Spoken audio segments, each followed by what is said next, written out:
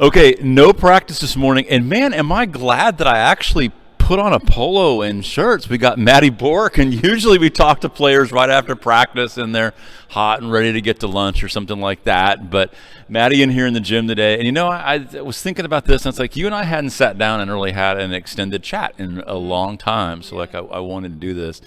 And people keep asking me, they're like, when are you going to interview this person, this person? So I can't get to everybody, of course, but today, Maddy Bourque, as the Jacks don't have a midweek match when we get ready for UT-Arlington. First thing I want to ask Maddy about is, last year the team had successful year, 19-10, second round of the NIVC. We already have more wins this year than last year. What do you think? A lot's been made of chemistry this year, but what do you think the biggest difference is for us as a team as you've experienced this from this year to last? I would honestly also say chemistry, and I bet you hear it from just about everyone, but the chemistry and the goals that we all have are the same, and when you are all on the same page about where you want to be and your goals, and everyone comes in every day and everyone wants to work and everyone pushes each other, and I think we really keyed in on those goals, especially in the spring. I would say having that spring season made a huge difference for us because the past year, since we had COVID that spring before, we were actually playing. So we didn't really get a chance to just grow as a unit. So all of our upperclassmen just got to grow that whole spring season and really grow close so that when those freshmen came in, it was so easy to just invite them into the culture. And we've had great team chemistry ever since. And I really think it was because of that spring. You mentioned some of the keywords I wanted to follow up with. The upperclassmen, they get that chance to go through several seasons and kind of realize what the mix of being a student athlete is and what this program is all about. And then you recruit freshmen and you never quite know if they're going to gel with the team until they get here and they get in pressure situations and they get academics on them. But so many people have spoken this whole season about our freshman group and how much they enjoy them and how much they've seamlessly kind of mixed in with all of you guys. I think we kind of hit the jackpot this year on a lot of good freshmen, don't you think? Oh, 100%. I would say right from the summer when they came in, we all had a great time together, and you could tell that they were coming in and ready to work hard. We would come in, just some of us upperclassmen in the summer, to use the gym, and they'd all be in here already using the gym, and they'd just been so willing to work with us, and they respect everything we've already had in place, and they've just come and fit right in, and they're not afraid to ask for help in those situations that they know that the upperclassmen have had experience in, and I think that's just made us respect them even more also. You sat opposite one of those freshmen, Jaden Flynn, and we'll talk about her in a second, but when you mention the freshmen, one of the things that I do and other people in the media do is they watch freshmen really early in the season to get a feel for the new gals and how they think they're going to be integrated into the team. When you came in as a freshman, I remember you making a distinct mark in my memory. You're one of the few people that I can distinctly remember my impression of the first time I saw practice. And I think one of the things that stands out about you is your setting hands. That you get told a lot, I know, and it's true, that you have great setting hands. What does it take to develop that? I mean, there's so many dimensions of being a setter, and I want to get into that with you, but the act of having good hands, how does a young setter develop that? It definitely takes a long time. And I mean, I would say the club that I grew up playing for, that was our number one emphasis was the hands. So ever since I think I was 13, when you're really young, they want to either put you as some sort of position. So either a setter or a libero or only back row or any type of hitter really. So from about the age of 13, it's so much wall work and medicine ball work to just strengthen your hands, and even just certain exercises and lifting that they work on to strengthen your hands, and then so many reps.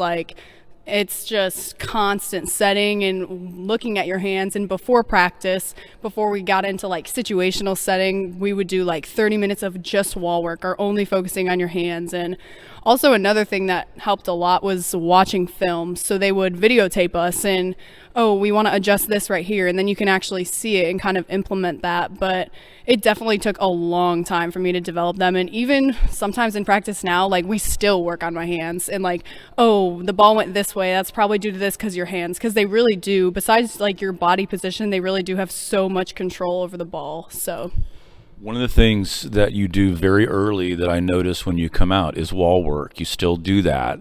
Was that from that, you mentioned that, from that era? That's one of the first things every time I see you come out on a new gym, you find a wall, go through 100 balls or whatever it is. I don't know whether you're counting or just kind of getting a feel for your hands, but that seems to be something that's stuck with you for years and years. Oh, yeah. Ever since I was 13, I think the first thing I do is like game time or practice time. It's like, oh, find a wall. And all the coaches would always be like, oh, setters, we're going to go find a wall. And just that repetition, it kind of gets you comfortable, I guess, for practice. Because when you walk out onto the floor, you don't want like to feel like the first ball you set is like kind of awkward, I guess. It almost just gets you in that rhythm and gets your hands warm, especially for setters. It's really hard to set with cold hands too because they're so stiff, but that's definitely something that I've just carried with me, and I think I'll always do it, and I just know how much it helps me. So no matter what kind of offense the team runs, of course, the setter's got to be able to deliver the ball all over the rectangle, but this team does run a lot to the right, and we've made a lot of comments through this season about your connection with Elon. So I think this is obvious to viewers, but again, in terms of the mechanics, I want you to get into this. When you're setting a hitter who's out in front of you, you have the visual connection. You have the mental look at both the arc of the ball that you're imagining, where you want that ball to wind up. But on back sets, of course, you don't. Everything happening out of your field of vision. How does a setter develop the ability to hit spots that they can't see? It's so much repetition, and we were actually just doing this in practice yesterday. Evan was tossing me and Jaden balls, and we're just backsetting and backsetting and backsetting and backsetting, and you just get that feel for it, and when you're setting a good ball. And it's also a lot of body position, and if you know that you're in the right body position, you can kind of tell where you are on the court, and, oh, this ball needs to be pushed out, or, oh, I feel like I'm really close to Alon. But also, Alon's communication to me is like a huge point in that too, because if I hear her really, really close to me, she'll say something like straight up, or push it out, and I can kind of gauge where she is from there, and then my body kind of just takes over that repetition that I've been working on for so long, and then it just feels natural. But she is definitely a huge part in that as well. You just brought up something that I don't know that I've ever really thought about, but I want to sort of circle back around on. You're saying that setters will actually use the volume of the hit, like get a feel for not just where you are in proximity to that hitter, but the volume of the voice can kind of communicate to you how close or how spaced you are from the attacker. Yeah, that's honestly one of the biggest things I use from Milan is if I hear her like right next to me, I'm like, oh, this ball needs to go straight up. She's right behind me. And also sometimes it helps me know whether or not they're ready if I can give them that ball. Leah is someone that I always point out that when she calls her set, there's a certain time in a certain way that she calls it that I'm like, oh, she's ready for this ball because she's calling it loud, she's calling it nonstop, and I kind of know, oh, she can get this ball right now. And same thing with the middles and the rights. So it honestly is all hitters, but especially for Alon, just because I can't see her. Because the middles, I can see them coming in towards me, and I can't see her. So the volume of her voice and what she's communicating to me helps me tremendously to locate the ball for her. That is awesome stuff. Okay, a little bit of history now. I mentioned this once to you on campus when I saw you earlier. Possibly at Arlington, you will enter the top 10 all-time at SFA for total assists. And I think some of the folks that watch these videos are people that have been around SFA volleyball for a while and remember some of these names, but a little bit of history. The all-time assist leader at SFA is J.J. Jones with over 5,000 assists in her career, the best setter to ever set here, maybe one of the best setters in Southland Conference history. Second is Bianca Aranda. That was a little bit before my time, also over 5,000 assists. Marissa Dorcius, one of my favorite setters here at SFA, the setter that I kind of came in to SFA volleyball with. She set from 98 to 2001, also over 5,000. And then Wendy Walling, 4,600. And Paige Holland, who some folks may remember more recently from 11 to 14. All those gals, though, were in the 5-1, primarily. Those gals were all. We ran a little bit of 6-2 with Paige. But those, to get 4,000 or 5,000 assists, you have to start and be in a 5-1, obviously. From 6 through 10 on that list are setters that either have set in a 6-2 or they set in a 5-1 but only started for a year or two. So I give all that history as a way of kind of placing you among all those gals. But my question is, do you feel the evolution from the 5-1 to the 6-2 in the college game? Because there's only a few teams in the WAC that are currently running one primary setter all year long. Mm-hmm. But is that something you've noticed from, like you mentioned, your youth until now, the back half of your collegiate career? Do you feel like volleyball is moving, especially at this level, to more of two-setter offenses?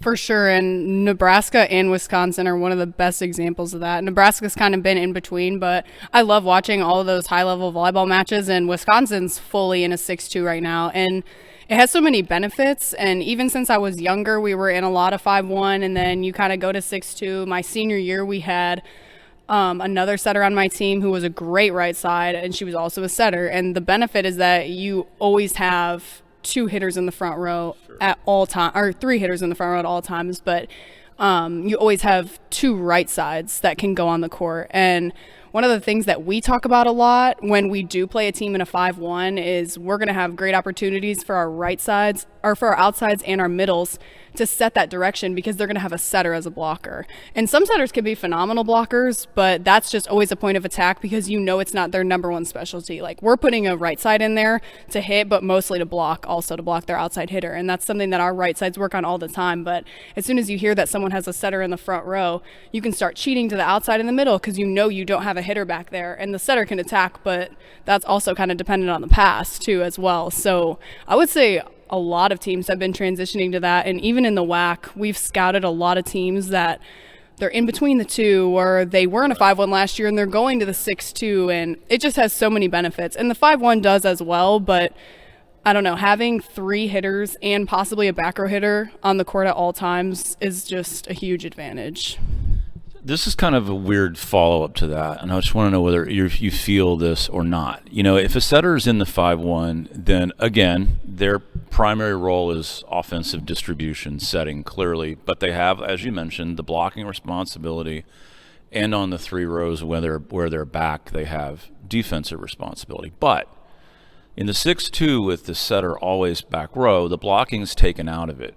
Do you feel like that places more of an emphasis on a 6-2 setter to be a good floor defender? 100%. Yeah, 100%. Yeah, it's very much serving, defense, and setting. And especially with the defense, that's something that we like to focus on in our gym a lot, is we don't want the setters to have weak defense, because when we're looking at other teams, you always want to send the ball to the setter, because that means they're not setting. So they have like limited options. But we've been working on, and Evan does a lot of statting with this too, like what percentage are we scoring at when you dig the ball, which is really good to know, because you want to put a good ball up so Haley or whoever's in left back can set a great ball for your hitters. But I would say it definitely places more emphasis on that floor defense and also the serving too. That gives you a little bit of window about how much data now there is in college volleyball, and there are people looking at it. Okay, always have to ask setters, you know, this was a point of rule potential change coming into this year. The ball handling error issue, the issue of doubles. Every match, everybody, whether it's setter, hitter, coach, broadcaster, has to get a feel for how tight the setting and the ball handling is going to be called. There have been movements in this sport to eliminate that altogether, aside from some real slop where it physically goes off of one hand and then into the shoulder, or you know, a double contact that's not subtle, which most are subtle. So much of that is about spin and looking at it. What's your thought about that? Should the rule stay the way it is? Should we do away with ball handling errors? You'd have the best perspective as a setter. What do you think about that rule? Yeah, it's hard for me. I feel like I have mixed feelings, because part of me thinks if you get rid of the rule, it's room for less talent, because you have to be a like certain level of setter to not do that all the time. And same with, I mean, even the middles who want to touch the ball sometimes. Then at the same time, there are refs, and I think this is the problem with this, is that it's very subjective to who your ref is, because there are some refs, even in games we've had, that are calling doubles that I'm like, what are they calling a double on? Because, I mean, the ball can spin, and if you're being aggressive, sometimes the ball's going to spin, and it doesn't necessarily mean it was a double. Right.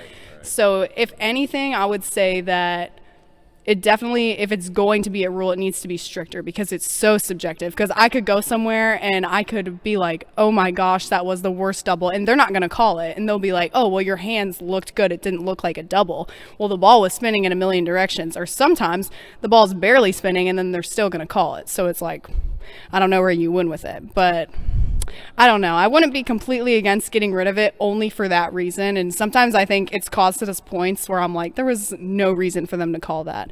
But at the same time, you don't want, I guess, just the expectations of the level of the game to decrease because they get rid of that rule.